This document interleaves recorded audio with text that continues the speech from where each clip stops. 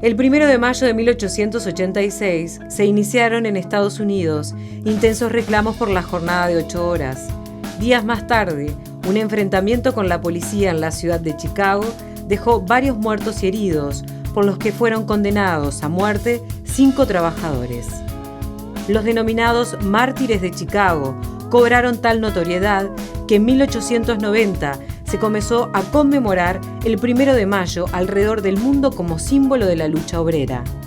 En Uruguay, decenas de trabajadores se concentraron ese día para protestar contra la explotación del hombre por el hombre.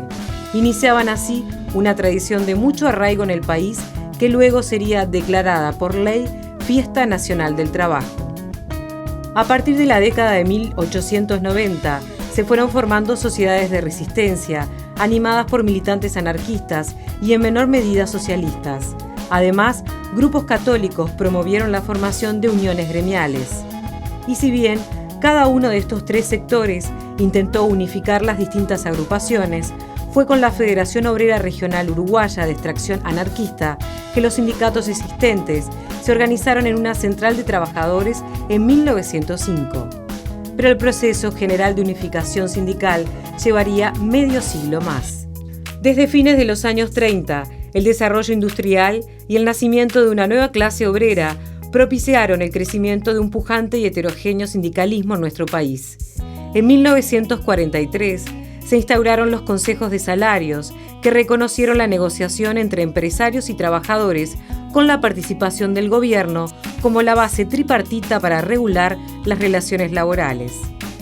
Tras un largo proceso de unificación sindical, en 1966 se consolidó la Convención Nacional de Trabajadores, que tan solo 7 años después sería declarada proscripta por la dictadura. La dictadura evidentemente nunca ocultó, desde el decreto de disolución de la CNT hacia adelante, nunca ocultó que liquidar los sindicatos fue su objetivo principal. De hecho, de las primeras convocatorias es una convocatoria al sindicalismo libre, a una reafiliación sindical con un aparato de propaganda brutal por fuera de los sindicatos de la CNT. Y la clase obrera, aún con la mayoría de los dirigentes presos, proscritos, perseguidos, se afilió en masa a los viejos sindicatos cenetistas. Hubo que esperar una década para volver a celebrar públicamente el 1 de mayo. En 1983, más de 100.000 personas convocadas por el Plenario Intersindical de Trabajadores, PIT, se reunieron frente al Palacio Legislativo, exigiendo libertad, trabajo, salario y amnistía. Los trabajadores fueron protagonistas de la apertura democrática y en 1984 celebraron otro 1 de mayo, ratificando el postulado de un solo movimiento sindical. Con la restauración democrática, el movimiento sindical recuperó impulso con la conducción del histórico dirigente José Delía.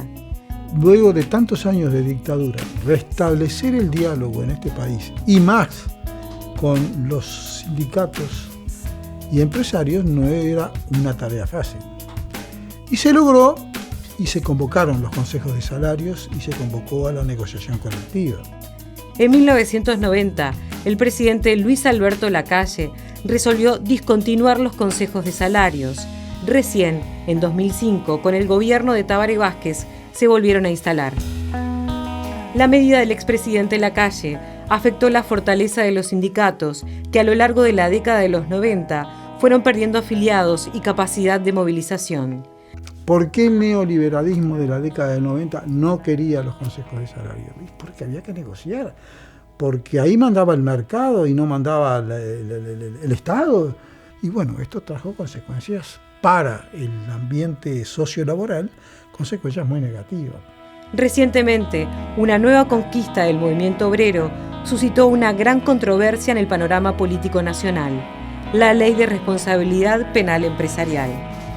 Mueren más uruguayos y uruguayas víctimas de siniestro por año que en rapiña. Sin embargo, el lugar que ocupaba en la preocupación pública era muy inferior. El adelanto de la barrera punitiva en materia penal para las violaciones de normativas laborales es modernamente aplicado en muchos países.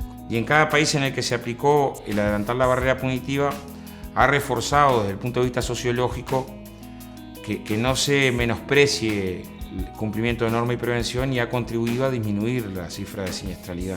La oposición acusó al Sindicato de la Construcción de realizar un intenso lobby a favor de la ley y de torcerle el brazo al gobierno. Lamentablemente se transformó en un tema político.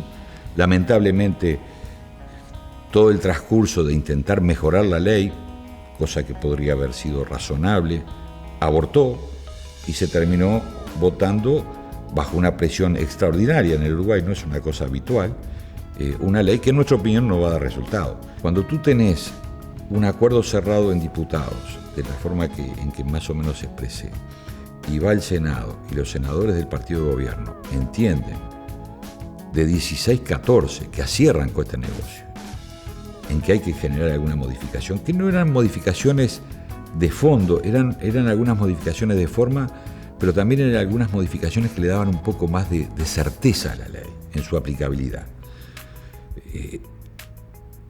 Empieza una operación mediática y pública para que de los 14 se dieran vuelta y terminaran votando lo que ya estaba acordado. El país entra en un escenario el cual en el pasado ha ocurrido, pero en un escenario que es nuevo, y es una presión potente sobre la voluntad de los legisladores. Y ese es un terreno peligroso. El proyecto generó el rechazo de la oposición e incluso divisiones en el oficialismo, pero finalmente fue aprobado con los votos de todo el Frente Amplio.